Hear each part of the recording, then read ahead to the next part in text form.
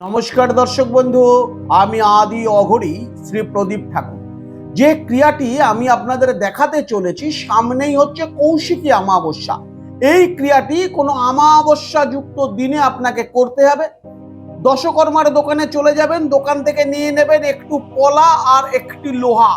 দশকর্মার দোকান থেকে নিয়ে নেওয়ার পর আপনার স্ত্রী হোক বা আপনার প্রেমিকা হোক, যিনি আপনাকে ছেড়ে চলে গেছেন, বহু জায়গায় গেছেন, তাকে আপনি কিছুতেই কাছে আনতে পারছেন না, এই অমাবস্যার দিন এই দুটি পলা একটি লোহা, যে মন্ত্র বলবো সেই মন্ত্র বলে 21 বার অভিমন্ত্রিত করার পর যদি কোনো দেবী মন্দিরে দান করতে পারেন, তাহলে কিন্তু আপনার হারানো সম্পর্ক আবার আপনার জীবনে ফিরে আসবে। দর্শক বন্ধু, মন্ত্রটি খাতা পেন থেকে একটু লিখে রাখুন।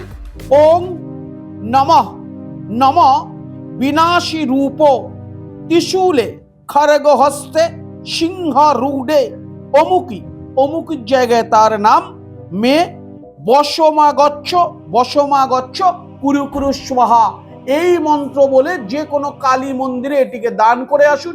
আপনার হারিয়ে যাওয়া প্রেম, চলে যাওয়া প্রেম কিন্তু আপনার জীবনে আবার ফিরে আসবে। সেটি আপনার স্ত্রী হোক, সেটি আপনার প্রেমিকা হোক।